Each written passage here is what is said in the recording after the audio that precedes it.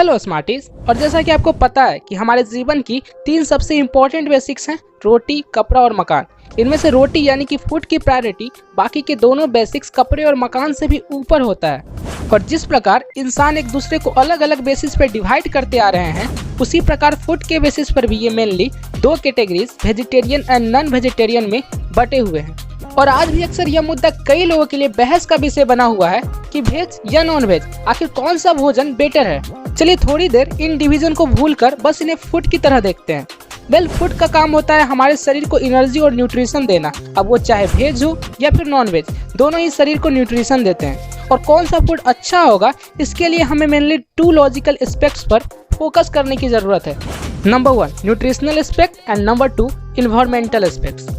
मैं हूं आपका होस्ट सत्यम, और आज के इस वीडियो में हम लॉजिकली यह जानने की कोशिश करेंगे कि कौन सा कैटेगरी का फूड आइटम वाकई आपके लिए बेहतर है, वेज या फिर नॉन वेज। जानने के लिए हमारे साथ बने रहें इस वीडियो के अंत तक।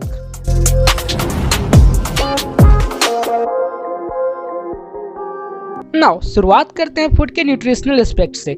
Various nutrients like protein, fibre, vitamin and minerals जो हमें नॉन वेज सोर्सेज से मिलते हैं, उनमें से मोस्टली हमें प्लांट सोर्स से भी मिल सकते हैं। In addition non veg source से हमें कई सारे chronic diseases like cardiovascular disease, cancer, type 2 diabetes और दूसरे कंडीशंस होने का खतरा भी रहता है। वहीं अगर आप वेजिटेरियन हैं तो आपको न्यूट्रिशन तो मिलेगी ही, साथ ही आप इन बीमारियों से भी खुद को बचा सकते हो।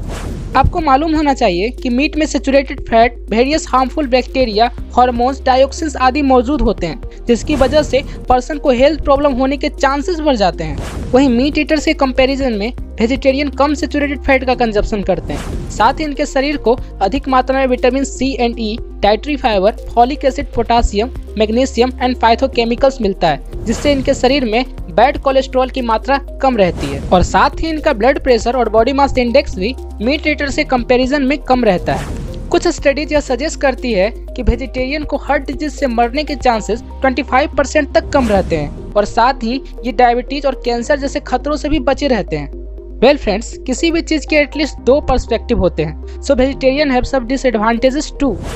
वेल, प्योर वेजिटेरियन बनने के लिए एक प्रॉपर प्लानिंग एंड नॉलेज की आवश्यकता पड़ती है, क्योंकि कोई भी न्यूट्रिएंट्स की कमी ना हो, इसके लिए आपको काफ़ी सारे वेज फूड आइटम्स को अपने डाइट में इंक्लूड करना पड़ेगा, और जिसके लिए फूड के बारे में सही जानकारी होना काफ़ी ज़रूरी है। वेजिटेरियन होने के दूसरे और इम्पोर्टेंट डिसएडवांटेज हैं सर्टेन न्यूट्रिएंट की डिफिशियंसी, जैसे कि deficiency of vitamin D and calcium. Well, generally देखा गया है कि वेजिटेरियन, स्पेशली वो जो प्योरली वेजिटेरियन होते हैं, मतलब जो डेयरी प्रोडक्ट से भी दूर रहते हैं, उनमें कैल्शियम और विटामिन डी की कमी पाई जाती है। हालांकि कुछ vegetable like Chinese cabbage, broccoli and spinach आदि में कैल्शियम पाया जाता है, लेकिन उनमें कैल्शियम के साथ साथ ऑक्जेलेट्स की भी मात्रा होती है, जो कैल्शियम को बॉडी में आसानी से एब्जॉर्ब नहीं होने देती। इसके अलावा विटामिन B12 जो स्पेशली एनिमल प्रोडक्ट में ही पाया जाता है और नर्व और ब्रेन के प्रॉपर फंक्शनिंग के लिए काफी जरूरी होता है। और जो वेजिटेरियन डेयरी प्रोडक्ट या एग का यूज करते हैं, उन्हें इसकी डिफिशियंसी होने के चांसेस प्योर वेजिटेरियन के कंपैरिजन में कम होते हैं। अपार्ट फ्रॉम दिस, वेजिटेरियन को और भी कई सारे nutrients like omega 3 fatty acid, carnosine, creatine, taurine आदि की डिफिशियंसी होने का रिस्क रहता है, पर इसके लिए वे फोर्टिफाइड फूड या एडिशनल सप्लीमेंट ले सकते हैं। नाउ यहाँ तक तो हमने फूड के न्यूट्रिशनल एस्पेक्ट्स को देखा। अब जरा एक नज़र डालते हैं इसके इन्वायरमेंटल एस्पेक्ट्स पर। वेल, हमारे वर्ल्ड का हैबिटेबल लैंड का 50% हिस्सा एग्रीकल्चर के लिए उपयोग किया जाता है, जिसका केवल 23% हिस्सा पर ही ह्यूमन कंजप्शन के लिए क्रॉप प्रोडक्शन होता है, जबकि एग्रीकल्चरल लैंड का बाकी 77 पार्ट मीट या डेयरी प्रोडक्शन के लिए कंट्रीब्यूटेड है। लेकिन लैंड का सबसे ज्यादा परसेंटेज नॉनवेज आइटम को कंट्रीब्यूट करने के बाद भी यह पूरे वर्ल्ड का केवल 18% ही कैलोरी सप्लाई करता है। यहाँ तक अगर आप इस चार्ट को देखें तो आपको मालूम होगा कि पर किलोग्राम प्रोडक्शन के लिए एक नॉन वेज आइटम एक वेज आइटम के कंपैरिजन में ज्यादा लैंड ऑक्यूपाई करता है। वहीं अगर कैलोरीज और प्रोटीन वाइज भी लैंड यूज डेटा को देखें तो वहाँ भी वेज आइटम्स ही बाजी मार जाता है। जहाँ पर एक बीफ पर 1000 किलोग्राम कैलोरीज के लिए 119 मीटर स्क्वायर का एरिया ऑक्यूपाई करता है, वहीं राइस पर 1000 किलोग्राम कैलोरीज के लिए एवरेज केवल 0.76 मीटर स्क्वायर एरिया ही लेता है।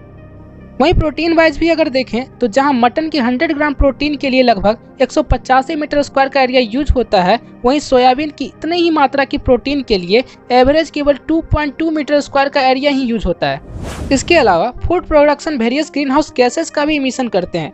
पूरे वर्ल्ड का 26% ग्रीन हाउस गैस का इमिशन फूड प्रोडक्शन के द्वारा ही कंट्रीब्यूटेड है, लेकिन अनफॉर्चुनेटली इसमें भी ग्रीन हाउस गैस की ज़्यादातर इमिशन नॉन वेज आइटम के प्रोडक्शन के दौरान ही होती है। ये थी फूड आइटम के कुछ इन्वायरमेंटल एस्पेक्ट्स, और शायद अब आप इस कंक्लूजन पर पहुंच सकते हैं कि कौन सा फूड आइटम वाकई में इन्वायरमेंटली एंड न्यूट्रिशनली सस्टेनेबल है। लिखिए अपना जवाब नीचे कमेंट बॉक्स में और लाइक कीजिए अगर आपको इस वीडियो से कुछ जानने को मिला। अगर मेरी प्यारी आवाज़ आप पहली बार सुन रहे हैं तो सब्सक्राइब भी करते जाना। फिर मिलते हैं आपसे। जय हिंद।